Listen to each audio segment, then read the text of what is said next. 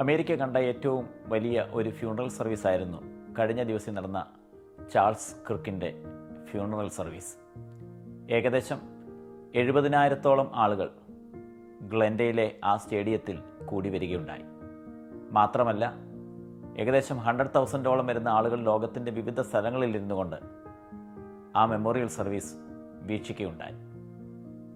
അത് കഴിഞ്ഞാൽ എനിക്ക് തോന്നുന്നു ഏറ്റവും കൂടുതൽ ആളുകൾ പങ്കെടുത്തത് മൈക്കിൾ ജാക്സൻ്റെ ഫ്യൂണറൽ സർവീസാണ്. അത് ലോസ് ആഞ്ചലസിലെ സ്റ്റേപ്പിൾ സ്റ്റേഡിയത്തിലായിരുന്നു. ഏകദേശം 17,500-ഓളം ആളുകൾ ആ സർവീസിൽ പങ്കെടുത്തു. ചാൾസ് ക്രിക്കിൻ്റെ മെമ്മോറിയൽ സർവീസ് എടുത്തു പറയത്തക്ക അനേക കാര്യങ്ങളുണ്ടായിരുന്നു. അതിൽ വളരെയധികം പ്രാധാന്യമർഹിക്കുന്ന ഒരു കാര്യമായിരുന്നു അദ്ദേഹത്തിൻ്റെ ആഗ്രഹമായിരുന്നു തൻ്റെ വിശ്വാസത്തിനു വേണ്ടി മരിക്കുക എന്നുള്ളത്. തൻ്റെ പലവിധമായിരിക്കുന്ന ആശയങ്ങളോട് നമുക്ക് യോജിക്കാനായിട്ട് സാധിക്കത്തില്ലെങ്കിലും തൻ്റെ ആ ധൈര്യവും തൻ്റെ ആഗ്രഹവും വളരെയധികം നോട്ട്വർത്തിയായിട്ടുള്ള ഒരു പ്രധാനപ്പെട്ട കാര്യമായിരുന്നു. ആ മെമ്മോറിയൽ സർവീസിൽ പ്രധാനമായിട്ടും രാഷ്ട്രീയ നേതാക്കന്മാരെല്ലാവരും ദൈവത്തെ സ്തുതിക്കുകയും യേശുക്രിസ്തുവിനെ പറ്റി പങ്കുവയ്ക്കുകയും ചെയ്തു.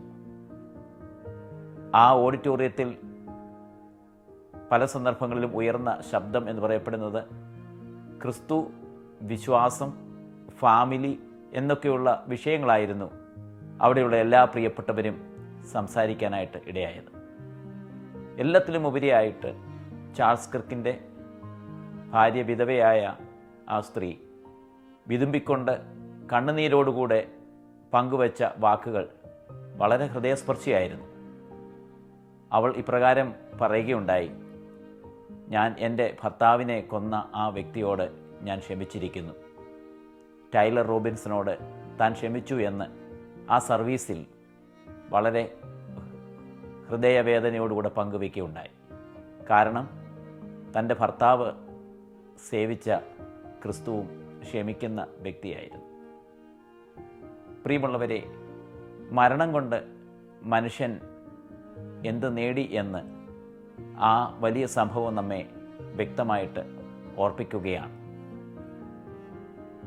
യേശുക്രിസ്തുവിൻ്റെ മരണം വളരെ ദയനീയവും അതിക്രൂരവുമായ രീതിയിലായിരുന്നു. ആ മരണത്തോടുള്ള ബന്ധത്തിൽ അനേക പ്രിയപ്പെട്ടവരെയാണ് ക്രിസ്തു തൻ്റെ മരണത്തിൽ കൂടെ ജീവനിലേക്ക് നയിച്ചത്. അതിദാരുണമായിട്ടും നിന്ദ്യമായിട്ടും ക്രൂരമായിട്ടും യേശുക്രിസ്തുവിനെ തകർത്ത് കളയുവാനായിട്ടും കൊന്നു കളയുവാനായിട്ടും മുടിച്ചു കളയുവാനായിട്ടും അന്നത്തെ കാലഘട്ടത്തിലെ മതലോകവും രാഷ്ട്രീയ ലോകവും ശ്രമിച്ചു. എങ്കിലും ഇന്നും ക്രിസ്തുവിൻ്റെ മരണത്തിൽ കൂടെ അനേക പ്രിയപ്പെട്ടവരാണ് ജീവൻ പ്രാപിക്കുന്നത്. ക്രിസ്തുവിൻ്റെ മരണം അനേക പ്രിയപ്പെട്ടവർക്ക് ഇന്നും ജീവൻ നൽകിക്കൊണ്ടിരിക്കുകയാണ്. അതുകൊണ്ട് സത്യത്തെയും നീതിയെയും നന്മയെയും ആർക്കും ഒരിക്കലും തകർക്കാനായിട്ടോ മുടിക്കാനായിട്ടോ സാധിക്കത്തില്ല. അത് ഹൃദയങ്ങളെ മാറ്റിമറിക്കുന്നതാണ്. ക്രിസ്തുവിൻ്റെ മരണം ഇന്നും അനേക പ്രിയപ്പെട്ടവരുടെ ഹൃദയങ്ങളെ മാറ്റി മറിക്കുന്നു.